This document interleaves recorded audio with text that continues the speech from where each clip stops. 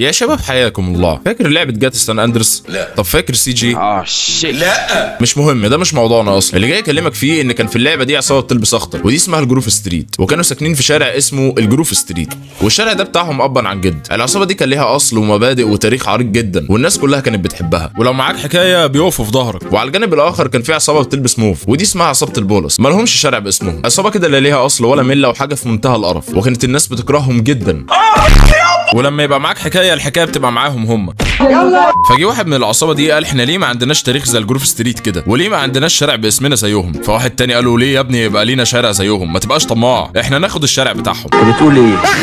اخرس يا ابن الكلب. وبمساعده رجال فاسدين في الشرطه ساعدوهم على كده للاسف، واستولوا على شارع الجروف ستريت في وسط صمت تام من العصابات المجاوره. وتيجي انت تفتح اخر نسخه من لعبه جاتا اللي هي جاتا 5، تلاقيهم بقى قاعدين في الشارع وغيروا ملامحه تماما. واللي حصل انهم بقى لهم 70 سنه قاعدين هناك عافيه، وسابوا للجروف ستريت شارع صغير جدا بس يقعدوا فيه، وبقى بيجيبوا كل الشمامين اللي تبعهم من الشوارع اللي جنبهم ويقعدوهم معاهم، ويوفروا لهم سكن وشغل ومكان امن، ويمسكوهم اسلحه كمان عشان يدافعوا عن نفسهم. هتقول لي يدافعوا عن نفسهم من مين؟ من الجروف ستريت يا جدع، اللي هي اصلا ارضهم. يلا يا ابن معاه مطو بجد، بجد. وكانوا بيطمنوا الشمامين دول انهم معاهم فرقه جوه العصابه قويه جدا ومأمنه حدود الشارع، وكمان محاوطه الشارع اللي قاعدين فيه الجروف ستريت، ودبه النمله بتسمعها حرفيا. فدي من اقوى الفرق اللي في العصابه، وكانوا بيطمنوهم بالكلام ده. شكلك فاهم يا ولما انت تيجي بقى تقول لهم يا ابني ده مش الشارع بتاعكم، يا حبيبي انت قاعد هنا ليه؟ بص يا ابن قلبك جاي باخد رن واد حبايبي. وحتى لو حاولت تضربهم او تتخلص منهم هتلاقي الشرطه والاف بي اي جايين يجيبوك من قفاك،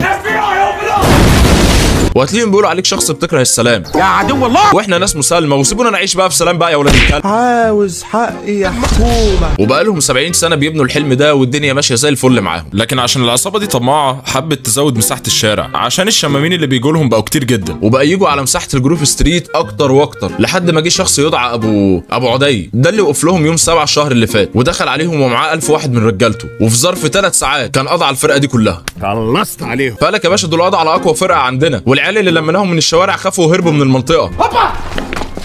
وشكل الحلم اللي قعدنا نبني فيه 70 سنه بيتهد. هندري على الفضيحه دي ازاي؟ يا عم اختفي انت. قال له بس غلط وانا كنت مستنيه يغلط، احنا نعلم على الناس اللي ملهاش دعوه، يا اصلك بيه، بس نأجر طياره عشان لو دخلنا على رجلينا هنتفشل، وده هيعود علينا بفايدتين: الناس تتلهي في الحاجات الزباله اللي بنعملها، وينسوا الفضيحه اللي جت على دماغنا دي. الدماغ دي دماغ مجرم بصحيح. ودي الحكايه باختصار. هتقول لي طب احنا ليه ما نروحش معاهم الجروف ستريت يا معز؟ تروح فين يا حبيبي؟ تعرف سؤالك الجميل ده بيفكرني بنكته الراجل اللي راح سأل الشيخ وقال له هو احنا لو دخلنا على البولس ينفع نستبيح ستاتهم؟ قال له لو دخلت على البولس تعال.